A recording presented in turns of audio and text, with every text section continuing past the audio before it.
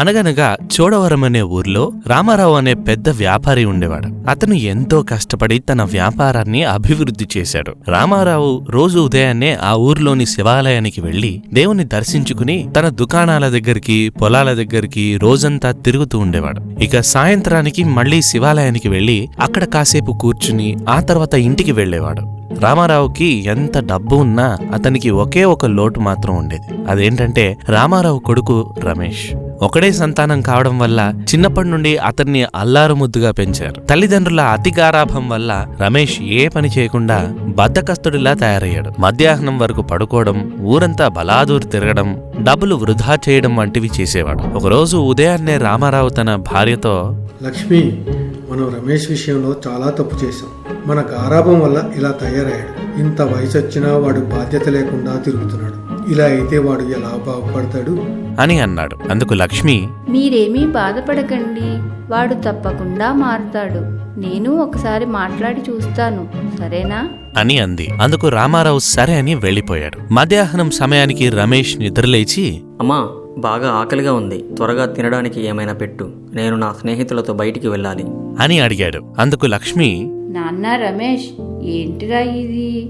నీ పద్ధతి ఏమీ బాలేదు. నువ్వు ఇలా పని పాట లేకుండా నీ స్నేహితులతో తిరగకపోతే మీ నాన్నగారికి కాస్త సహాయం చేయొచ్చు కదా. ముందు ముందు ఆ వ్యాపారాన్ని నువ్వే చూసుకోవాలి కదా అని అంది. అందుకు రమేష్ చిరాకుగా, ఏంటమ్మా, ఎప్పుడు చూసినా పని చెయ్యి, అది చెయ్యి, ఇది చెయ్యి అంటూ ఉంటావు. నాన్నగారు సంపాదించేది ఎవరి కోసం? నా కోసమే కదా. మరి నేను కూడా కష్టపడితే ఎలా అని అన్నాడు. దానికి లక్ష్మి, నిన్ను మార్చడం నా వల్ల కాదు. సర్లే, వెళ్ళి స్నానం చేసిరా, భోజనం వడ్డిస్తాను అని అంది. అలా వారానికి 2 సార్లైనా లక్ష్మి తన ప్రయత్నం తాను చేసేది. కాని రమేష్ అస్సలు తన మాట వినేవాడు కాదు. అలా కొన్ని రోజులు గడిచిన తర్వాత హఠాత్తుగా రామారావు గుండెపోటుతో మరణించాడు. దాంతో అతని వ్యాపారాలన్నీ పట్టించుకునేవారు లేక పనివాళ్లు కూడా మోసం చేయడం వల్ల తీవ్ర నష్టాలు రాసాగాయి. ఆ సమయంలో రమేష్ లో ఎలాంటి మార్పు లేదు. దాంతో లక్ష్మి అతన్ని పిలిచి, బాబు రమేష్, మీ నాన్నగారు మనకి అన్యాయం చేసి వెళ్ళిపోయారు. ఇప్పుడు మన వ్యాపార బాధ్యతలన్నీ నువ్వే చూసుకోవాలి.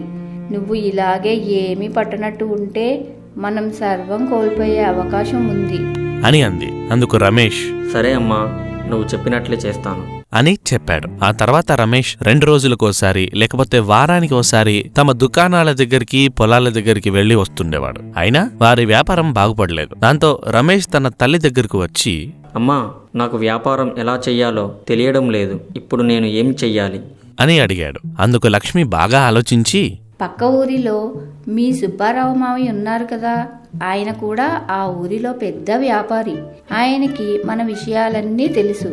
నువ్వు వెళ్ళి ఆయన్ని కలు, మిగతా విషయాలన్నీ ఆయనే చూసుకుంటారు అని చెప్పింది. మరుసటి రోజు రమేష్ సుబ్బారావు దగ్గరికి వెళ్లి జరిగిన విషయం మొత్తం చెప్పాడు. అప్పుడు సుబ్బారావు చిన్నగా నవ్వి, నువ్వేం కంగారు పడుకు రమేష్, నీ సమస్యకు పరిష్కారం నా దగ్గర ఉంది అని చెప్పి లోపలికెళ్లి ఒక చిన్న మూట తీసుకొచ్చి రమేష్కి ఇచ్చాడు. రమేష్ ఆ మూట విప్పి చూడగా అందులో రంగురంగుల రత్నాలున్నాయి. దాంతో రమేష్ ఏమీ అర్థం కానట్లు చూశాడు. అప్పుడు సుబ్బారావు, మీ నాన్న కానీ నేను కానీ వ్యాపారంలో ఇన్ని డబ్బులు సంపాదించామంటే అందుకు కారణం ఇవే అని అన్నాడు. అందుకు రమేష్, ఏమంటున్నారు మామయ్య? ఈ రత్నాలకి మన వ్యాపారాలకి సంబంధం ఏమిటి అని అడిగాడు. అందుకు సుబ్బారావు, ఇవి మామూలు రత్నాలు కావు, ఇవి మాయా రత్నాలు. శివుడి అనుగ్రహం వల్ల మీ తాతగారు ఈ రత్నాలను పొందారు. ఆ తర్వాత మీ నాన్న, నేను ఈ రత్నాలు పంచుకొని హాయిగా వ్యాపారం చేస్తున్నాం. మీ నాన్న ప్రతిరోజు ఉదయం సాయంత్రం శివాలయానికి వెళ్లేది కూడా ఈ రత్నాల కోసమే.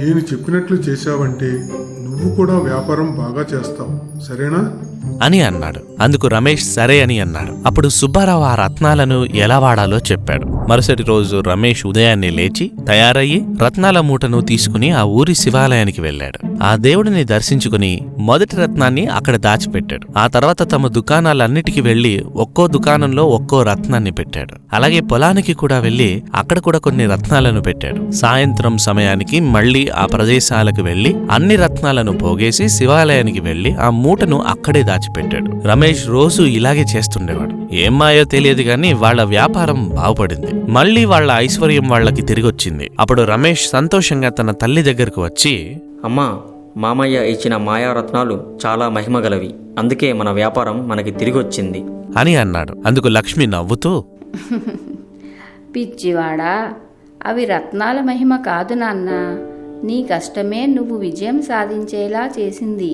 అని అంది. దానికి రమేష్ అయోమయంగా ఏంటమ్మా నువ్వనేది, నాకేం అర్థం కావట్లేదు అని అన్నాడు. అప్పుడు లక్ష్మి, అవును, ఆ రత్నాల్లో ఏ మహిమ లేదు, అవి మామూలు రాళ్లే.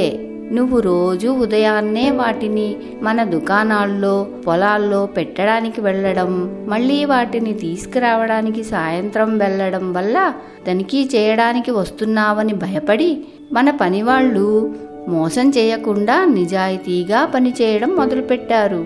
అందుకే మన వ్యాపారం ఇంత అభివృద్ధిలోకి వచ్చింది అని చెప్పింది. అందుకు రమేష్, ఇదంతా నాకు ముందే చెప్పొచ్చు కదా, ఈ మాయారత్నాలని ఎందుకు అడ్డు పెట్టుకున్నారు అని అడిగాడు. ఇంతలో సుబ్బారావు అక్కడికి వచ్చి, మామూలుగా చెప్తే నువ్వు ఇంత కష్టం చేసేవాడివా? అసలు ఈ మాటలు వినేవాడివా అని అడిగాడు. అందుకు రమేష్ లేదు అన్నట్లు తలూపాడు. అప్పుడు సుబ్బారావు, అందుకే నిన్ను మాయ చేయాల్సి వచ్చింది. ఇక నీకు ఈ రత్నాలతో పని లేదు. వ్యాపారం జాగ్రత్తగా చేసుకుంటూ అమ్మని బాగా చూసుకో అని చెప్పి ఆ రత్నాల మూటను తీసుకుని అక్కడి నుండి వెళ్లిపోయాడు. ఇక విషయం మొత్తం అర్థమైన రమేష్ అప్పట్నుంచి తన బద్ధకాన్ని పక్కన పెట్టి ఎంతో కష్టపడి తెలివిగా తన వ్యాపారాన్ని ఇంకా ఇంకా అభివృద్ధి చేయసాగాడు. నీతి: బద్ధకంతో ఏ పని చేసినా నష్టాలే తప్ప లాభాలుండవు.